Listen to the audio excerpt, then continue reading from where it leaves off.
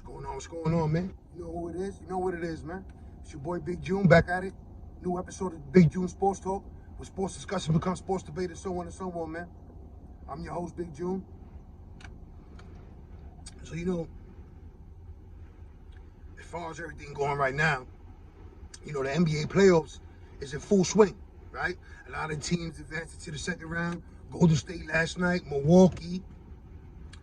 That Boston-Milwaukee matchup, should be a hell of a series, actually, when you come to think about it, even with the absence of Chris Middleton due to injury. But the defending champions, they're going to display the heart of a champion, and they're going to go out swinging, fighting, crawling, whatever they got to do, right? Giannis versus Tatum, round 2. I mean, so far, the NBA playoffs has been, phenomenal when you come to look at it. Now, maybe your favorite team like mine, the New York Knicks, they didn't even qualify for the playoffs.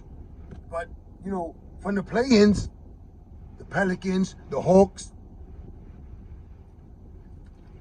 even though the Hawks just went home to Miami, and they await the winner of the 4-5 matchup out on the East between Philadelphia and Toronto, which is Game 6 tonight. So, as far as not trying to get all over the place, this is what it is right now. It's an exciting time when you think about the NBA playoffs. So it's a lot of going back and forth, a lot of press conferences, a lot of things getting magnified and, put in the spotlight regardless. As far as some of these comments that some of these players have made during the course of the playoffs, from Karl Anthony Towns to Kyrie, to Joel Embiid, to James Harden. It is, I would have just started like this, right? As far as the Brooklyn Nets go, I mean, a lot of people had it penciled in Eastern Conference Finals or NBA Finals, right? Then James Harden, grew frustrated what was going on with Kyrie and the vaccine mandate that New York City had.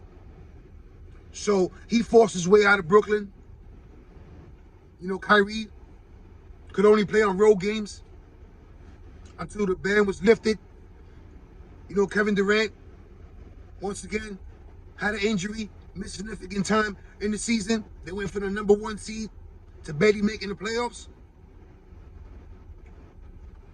But a lot of things stood out during that series.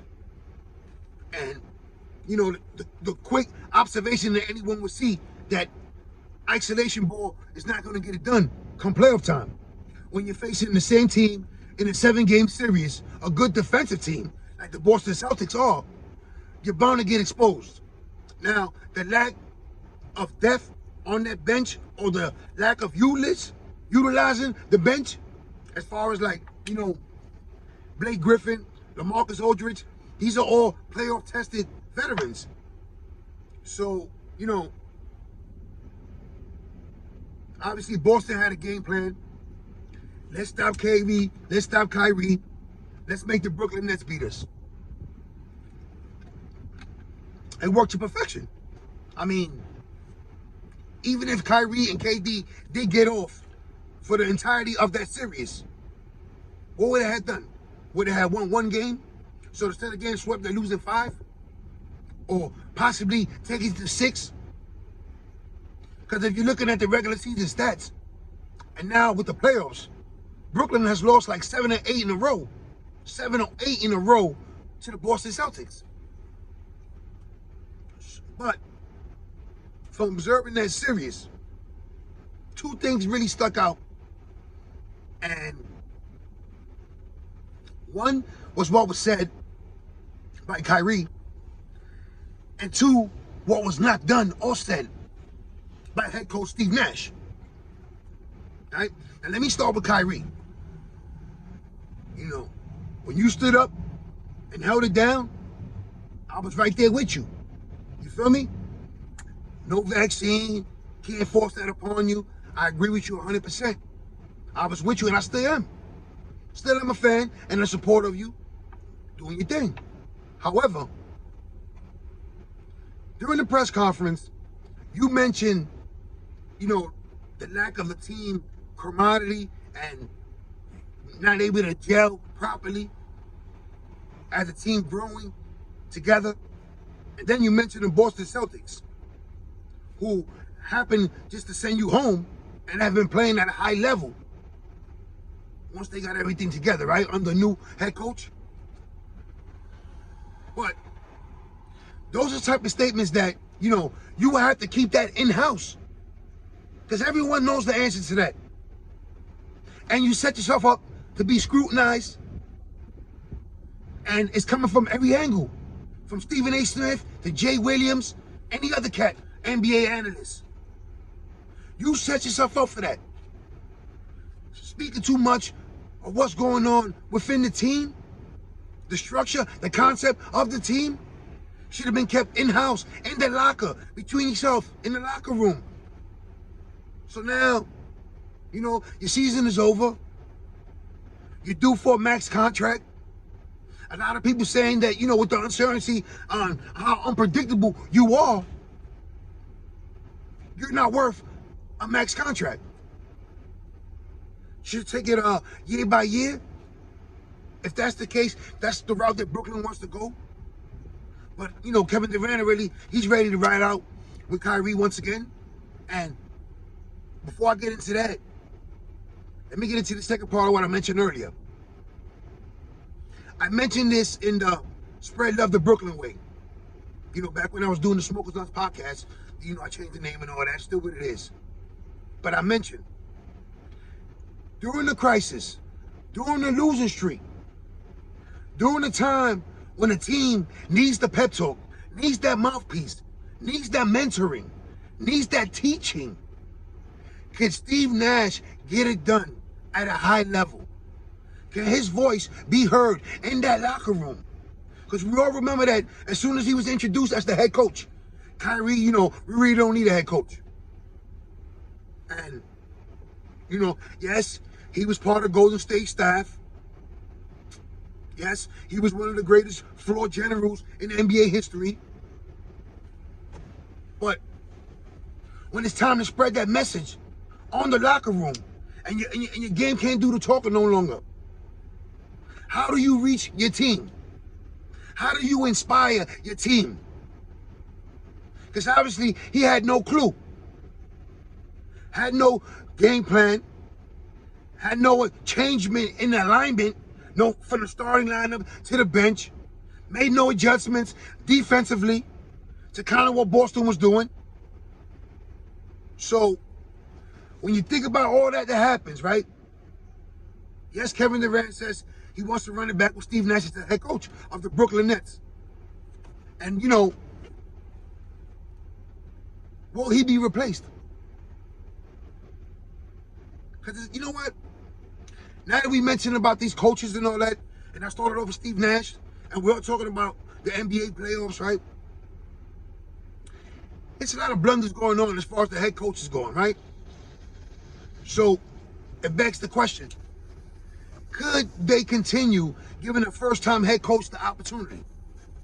In a young team is blossoming, come of age. The head coach is supposed to come of age with them, right? It's all a learning curve for the player and the coach. However, if you've been watching the Minnesota-Memphis game, the lack of coaching, the leadership, the structure, the discipline that's needed to win and succeed in the playoffs, it's in full display. I mean, how many leads has the Minnesota Timberwolves relinquished? A few of them. Memphis goes on a long run. Not one timeout is called. When you're dealing with a veteran ball club, you can let them fight it like that. But when you're dealing with a young team, calm them down, cool it out for a minute, let's gather ourselves, let's get it together. No. Not if you have a timeout late in the game, you see what they're trying to do offensively, you don't call a timeout to set up another play. I mean, what are they doing? And as far as Memphis, it's hard to argue that they really are the number 2 seed out in the West. The way they're playing against Minnesota. It's just crazy right now. Just think about that. Between the blunders of each head coach for that team, Minnesota should be advancing to the second round right now. They should be moving on to the second round to be facing Golden State. But due to the coaching, or the lack of coaching, this series goes on. Now, it's just like, what about that Utah-Dallas series? Like, you don't really hear nothing about it. Is it going to be another frustrating ending for the Utah Jazz? And if it is it time to break up that nucleus, that team? Right? Because there's also always whispers about Donovan Mitchell being unhappy. He's the star, doesn't get the publicity he deserves or he feels he deserves out in Utah. You know, had differences with the co-star Rudy Gobert. Number 1 seed a year ago, couldn't advance to the Western Conference Finals or even make a finals appearance. Or does the coach finally take the fall for what's going wrong out in Utah? I mean, that team's pretty much been together for a couple of years now. They battle tested, like I mentioned, number 1 seed in the playoffs a couple of years ago in the West. However, they have yet to still come out and represent the West in the finals. Now, when you look at the playoffs, some of the teams that's went home already, you know, some would say that Atlanta is the biggest disappointment. I mean, you made an Eastern Conference Finals appearance last year, Trae Young leading the way. This year, you barely sneaked into the playoffs through the play-in. Secured the number 8 seed, but you had to face the number 1 seed, a team that you're familiar with, that you're in the same division. So you thought it would be at least a little bit more competitive, right? 4-1 would have got swept if it wasn't for the heroics of Trae Young, who, by the way, shot a lot of bricks. I mean, I was hearing some statements, hearing some of these guys talking, is Trae Young really overrated? Is he a star? Is he a superstar? Now, this isn't me being biased because of what he did to my New York Knicks last year in the playoffs. But I've always said that he was overrated. He's like a 2.8 bootleg version of Steph Curry. But, you know, in order to be Steph Curry, you have to accomplish some of the stuff that Steph has accomplished in the league. You know, the first unanimous MVP, 3-time NBA champion. So obviously, those are a lot of big shoes to fill for that little man out in Atlanta. Yes, he is a star. And in a couple of years, we all could be looking back at this conversation and laughing at it. And laughing at me. As he become a full-blown superstar. Could be one of the faces, if not the face, of the NBA. But as of right now, he had a horrible playoffs. Didn't look too good in the play-in. And was leading the league in turnovers. And it was also leading the playoffs in turnovers. Some of his shot selection is truly is horrible. I mean, why are you shooting it from half court? Like, makes you want to just, you know, what is this guy doing? Or is it that, you know, due to the rule change and the referees holding on to the whistle and not giving these guys the phantom calls that they're accustomed to, is that a reason, or is that the pure sole reason why dudes like Trae Young, James Harden, numbers that went down and they struggled this season? I mean, I'm just throwing it out there. Well, speaking of James Harden, right? You forced your way out of Brooklyn. Said you wanted to go to Philadelphia all along. You're there. It started off lovely. The honeymoon ended though, right? So now, everyone's looking for one of those epic James Harden's performance, right? Iverson mentioned it. Joel Embiid said you got to step up. Doc Rivers is pleading for someone to step up. When is James Harden going to step up? I mean, sound like a broken record, right? When is James Harden going to finally step up and seize that moment, seize on the opportunity he has in front of him? They were currently up 3-0 against Toronto. Tonight is Game 6. Game 6. The pressure's definitely on Philadelphia after collapsing against Atlanta last playoffs. The pressure's on James Harden for forcing your way out from Houston, forcing your way out of Brooklyn. The pressure's on Doc Rivers. He's known as the coach that's always blowing a 3-1 lead. And yeah, I'm saying it, your boy Big June. Before you shoot the messenger, before you punish this podcaster, yes, I'm saying it. See, I said Trae Young is overrated. Doc Rivers is one of the most overrated head coaches to me. So, with that being said, when it's time for that real leadership, when it's time for them words to be spoken, I mean, with the exception of the Boston Celtics, the Big Three, which you could have had me head coaching them, and they probably would have made a finals appearance. So, you know, the pressure's on Doc Rivers. Yes, it is. It is. And that whole 76er team, you know, I wanted to avoid this. I truly did. I did. But in all reality, I can't. Why? Because it's just like, when you play the game, you play for yourself, you play for your teammate, you play for the organization, the name across your chest, right? Or when things get low, things get rough. You know, you can define who you really are by doing two things. Now, what you don't want to do is, you don't want to be labeled as another Ben Simmons. Right? Because, hold on, let me clear my throat.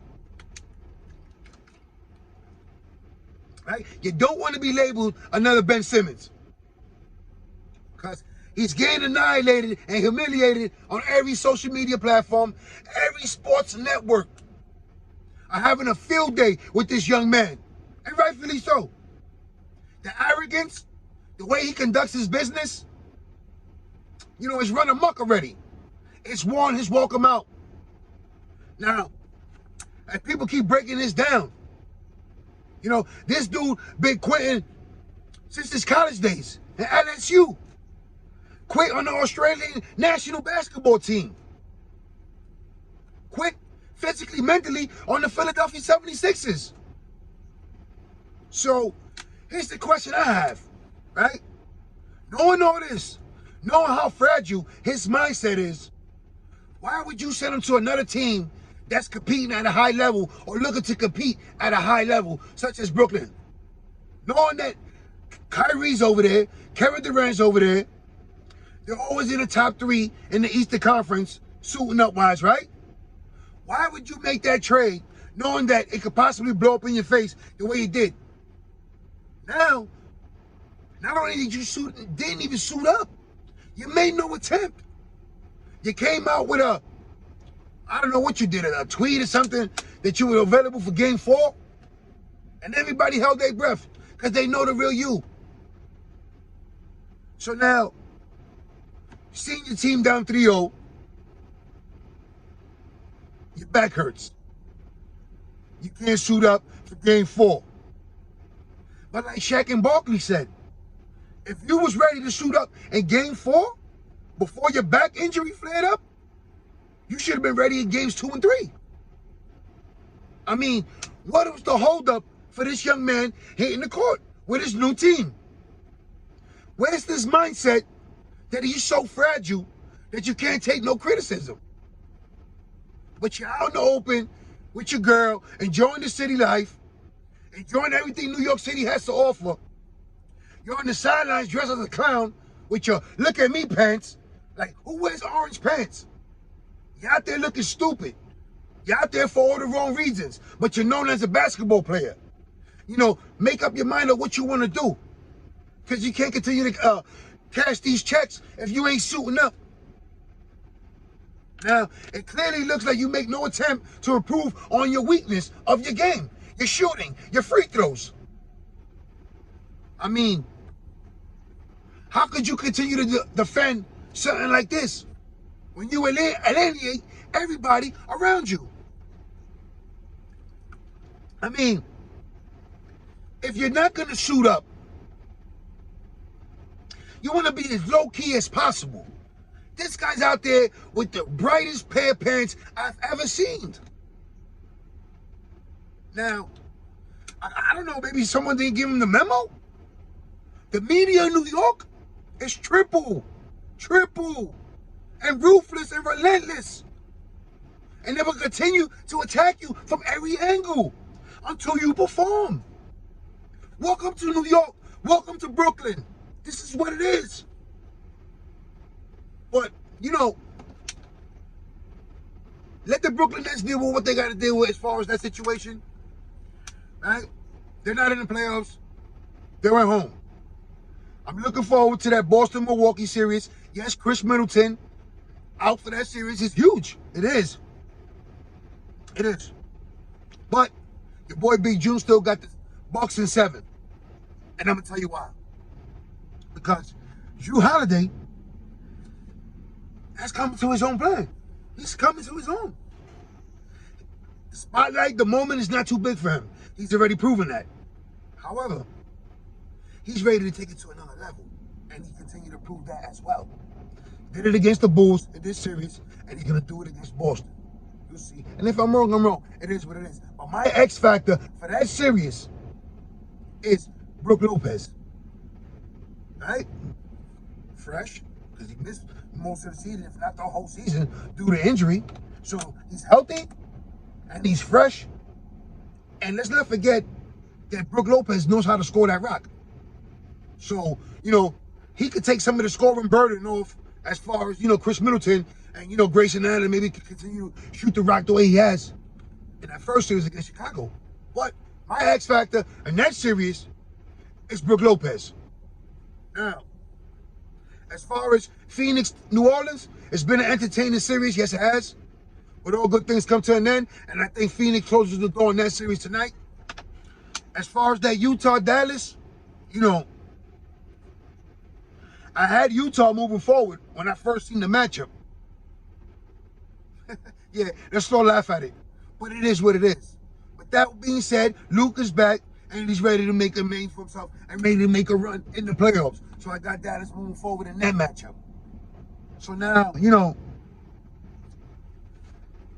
comes down once again, Toronto, Philly. You know what? I'm feeling like Mariano Rivera these days. Feeling like a closer. And Philadelphia should too. Get the job done tonight. Close this, move on. And that next matchup, you know, these next matchups, you got Boston, Milwaukee. If Philly closes it tonight, it's Miami, Philadelphia. Yeah.